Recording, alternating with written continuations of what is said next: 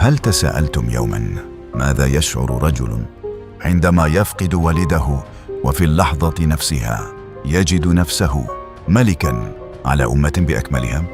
لي لم أكن أعلم أن ذلك اليوم سيغير حياتي وسيغير تاريخ المغرب أيضا. في 26 من فبراير سنة 1961 لم أفقد والدي محمدا الخامس فقط، بل فقد المغرب رجلا صنع الاستقلال وأعاد للعرش شرعيته وأعاد للشعب كرامته. وفي تلك اللحظة لم أعد وليا للعهد، بل أصبحت ملك المغرب. ولكن هل كان الاعتلاء على العرش بداية المجد أم بداية أثقل مسؤولية في حياتي؟ أنا الحسن الثاني، وهذه قصة العرش.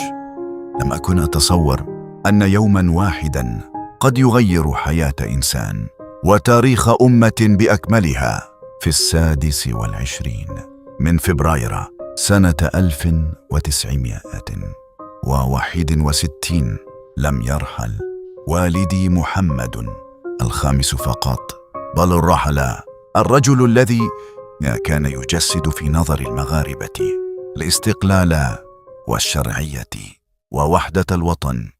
كنت أعلم أن الدموع التي رأيتها في عيون المغاربة لم تكن دموعا على ملك فقط، بل على أب ورمز وقائد. أما أنا فلم يكن لي وقت طويل للحزن، فالدولة لا تعرف الانتظار والملكية لا تعرف الفراغ. وفي اللحظة التي أغمضت فيها عين محمد الخامس كان علي أن أفتح عيني على مسؤولية لم يعد من الممكن التراجع عنها. لم أعد وليا للعهد، أصبحت ملك المغرب. ولكنني كنت أعلم أن العرش الذي سأجلس عليه ليس عرشا عاديا، إنه العرش الذي جلس عليه جدي ووالدي وحمل على كتفيه قرونا من تاريخ الدولة العلوية. وكنت أدرك أن أول خطأ قد يكلفني ثقة شعب بأكمله، وأن أول قرار سيكتب الصورة التي سيحملها التاريخ عني. كان المغرب يعيش على إيقاع الاستقلال، ولكن بناء الدولة لم يبدأ بعد بالشكل الذي كنت أطمح إليه. الإدارة كانت تبنى، والمؤسسات كانت تتشكل، والأحزاب السياسية كان لكل واحد منهم تصوره لمستقبل المغرب. وفي تلك اللحظة كان علي أن أثبت أن الحسن الثاني لن يكون ظل محمد الخامس، بل سيكون ملكا له رؤيته وشخصيته وطريقته في حكم المغرب. ولكن قبل أن أصبح ملكا في أعين الشعب كان علي أن أمر بأول امتحان العرش. في اللحظات الأولى من تولي العرش كان الجميع يقارنني بوالدي، وكان ذلك أمرا طبيعيا، فمحمد الخامس لم يكن ملكا عاديا، بل كان رمزا لاستقلال المغرب، ورجلا اجتمع عليه المغاربة في أصعب فترات تاريخهم. وكنت أعلم أن كثيرين كانوا يتساءلون: هل سيكون الحسن الثاني نسخة أخرى من والده؟ وكان جوابي: لا، ليس لأنني لا أريد أن أكون على خطاه، بل لأن كل مرحلة لها رجالها، ولأن كل زمن يفرض أسلوبا مختلفا في الحكم. كان والدي ملك الاستقلال، أما أنا فكان علي أن أكون ملك بناء الدولة. كنت أؤمن أن الاستقلال ليس نهاية المعركة، بل بدايتها. فالدولة لا تبنى بالشعارات ولا بالعواطف، بل بالمؤسسات وبالقانون وبالسلطة التي يحترمها الجميع. ولذلك منذ أول يوم اتخذت قراراً بيني وبين نفسي. لن أكون ظل أحد، ولن أحكم بالطريقة نفسها. سأحكم بما يخدم المغرب ويحمي الدولة. ولكن لم يكن الجميع يرى الأمور بالطريقة نفسها. ففي الكواليس كانت تبدأ مواجهة هادئة بين الملك الشاب وبعض القوى السياسية التي كان لها تصور آخر لمستقبل المغرب. وهنا بدأ الامتحان الحقيقي لعهدي. لم يكن العرش تشريفا. منذ اللحظة الأولى كنت أعلم أن العرش ليس مقعدا للراحة ولا تاجا يزين الرأس، بل مسؤولية تحاسبك عليها الأيام قبل أن يحاسبك عليها التاريخ. لقد خرج المغرب من معركة الاستقلال، ولكنه لم يدخل بعد مرحلة الاستقرار. كانت الإدارات تبنى والمؤسسات تتشكل والاقتصاد يبحث عن توازنه، والأحزاب السياسية كل واحد منها يرى أنه يملك الطريق الصحيح لبناء المغرب. وكنت أستمع إلى الجميع، لكنني كنت أدرك أن الملك لا يمكن أن يكون طرفا في الصراع، بل يجب أن يبقى ضامنا لاستمرارية الدولة. كنت أؤمن أن هيبة الدولة ليست خوفا ولا قوة عمياء، بل ثقة يشعر بها المواطن عندما يعلم أن القانون يطبق على الجميع. ولهذا كنت أقول لنفسي إن أصعب ما سأواجهه ليس المعارضة ولا الضغوط، بل أن أقنع المغاربة أن الحسن الثاني لن يكون ملك مرحلة بل ملك دولة. ومع كل يوم كان يتأكد لي أن المغرب لا يحتاج فقط إلى رمز يوحده، بل إلى مؤسسات تنظم حياته وتضمن مستقبله. ومن هنا ولدت فكرة كانت ستغير وجه المغرب: دستور جديد ينظم العلاقة بين الملك والدولة والشعب.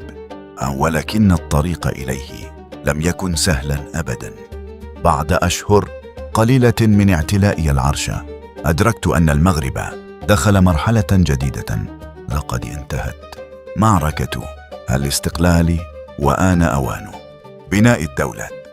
وكنت أؤمن أن الدولة لا تبنى بالخطب ولا بالشعارات، بل بالمؤسسات. وكان السؤال الذي يشغلني: كيف نحول شرعية الاستقلال إلى دولة لها قواعد وقوانين؟ كنت أريد أن يعرف كل واحد مكانه وحدود صلاحياته ومسؤولياته. فالملك والحكومة والبرلمان والقضاء يجب أن يعملوا في إطار نظام واضح. ومن هنا بدأ التفكير في وضع أول دستور للمملكة المغربية بعد والاستقلال. لم يكن الأمر سهلا، فالآراء كانت مختلفة، والأحزاب السياسية كان لكل واحدة منها تصورها لشكل النظام السياسي. وكنت أعلم أن أي دستور لن يكتبه التاريخ بجمال كلماته، بل بقدرته على حفظ استقرار الوطن. ولذلك لم أنظر إلى الدستور على أنه وثيقة قانونية فقط، بل على أنه عقد بين العرش والشعب والدولة. وكنت أعلم أن النقاش لن يكون هادئا، وأن السنوات المقبلة ستحمل مواجهات سياسية حادة. لكنني كنت مؤمنا أن الملك إذا تردد ضاعت الدولة.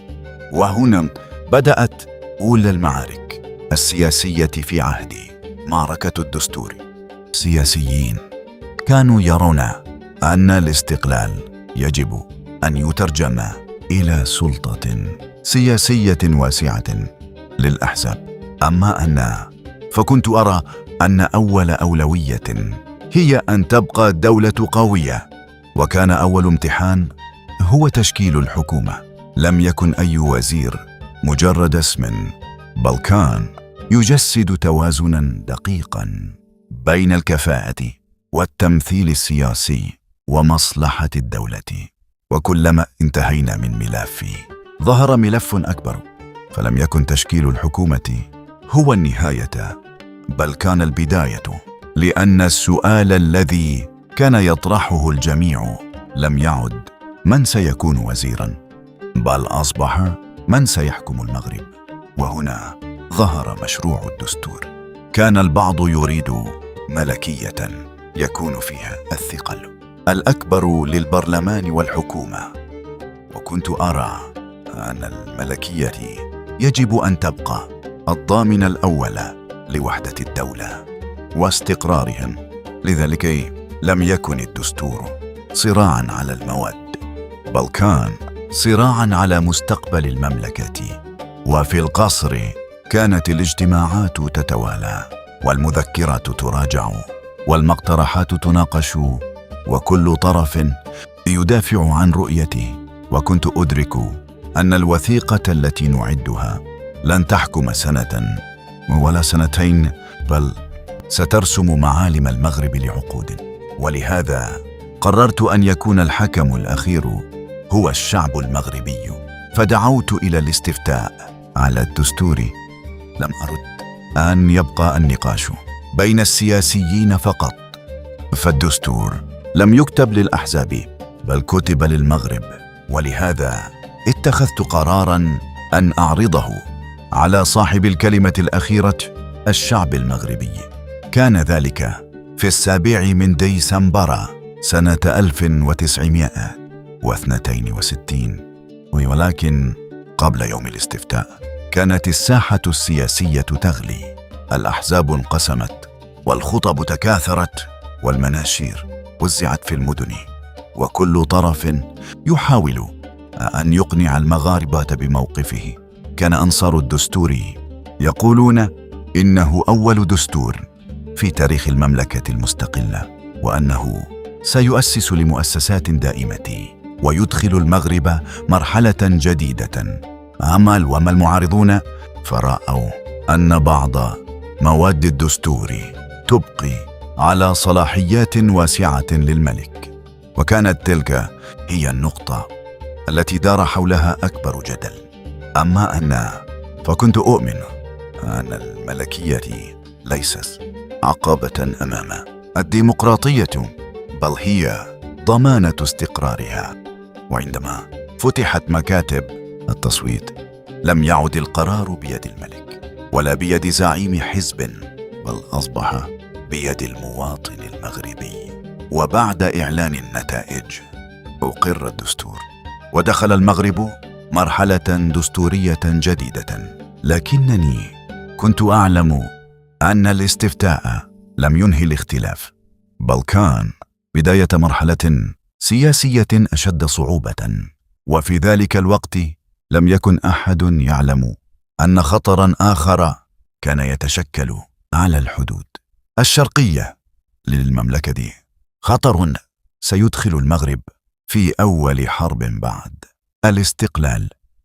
كنت أظن أن أصعب ما سأواجهه هو الاختلاف السياسي داخل البلاد، لكن الأحداث كانت تخبئ للمغرب امتحانا من نوع آخر على الحدود الشرقية. كانت دولة فتية ولدت هي الأخرى بعد نضال مرير، الجزائر. لم يكن أحد في المغرب يريد حربا مع الشعب الجزائري، فقد كنا نعرف جيدا ثمن الاستعمار وثمن التضحية، بل إن المغرب قدم الدعم للثورة الجزائرية وفتح أرضه لكثير من مجاهديها. ولكن بعد الاستقلال ظهر ملف لم يكن سهلا، ملف الحدود.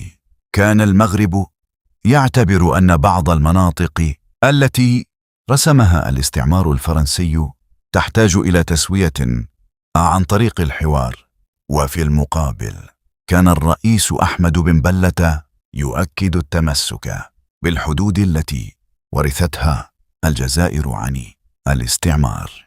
ومع مرور الأشهر بدأت التقارير تصلني عن احتكاكات وتوتر وتحركات على الحدود. كنت أقول: لا بد أن ينتصر العقل قبل أن تتكلم الأسلحة. لكن التاريخ لم يكن يسير بالسرعة التي كنا نتمناها. وفي خريف سنة 1963 كانت الشرارة الأولى على وشك أن تندلع، وكان المغرب سيدخل أول حرب في عهدي. عندما اعتليت العرش لم أكن أعلم أن السنوات الأولى ستكون الأصعب في حياتي. ودعت والدي وتسلمت عرشا كان يحمل آمال أمة بأكملها. وفي أقل من عامين وجدت نفسي أشكل الحكومة وأواجه الاختلافات السياسية وأشرف على ولادة أول دستور للمملكة. وكنت أظن أن أكبر معاركي ستكون داخل المغرب، لكن القدر كان يخبئ لي امتحانا آخر على الحدود. كانت رياح الحرب تبدأ في الهبوب، ولم يكن أحد يعلم لا تناهلت أن الأيام المقبلة ستجعل الملك الشاب أمام أول اختبار عسكري بعد الاستقلال. وهناك ستبدأ قصة أخرى، قصة حرب الرمال، وكيف كاد الأخ أن يواجه أخاه. وهذا ما سأرويه لكم في الحلقة القادمة.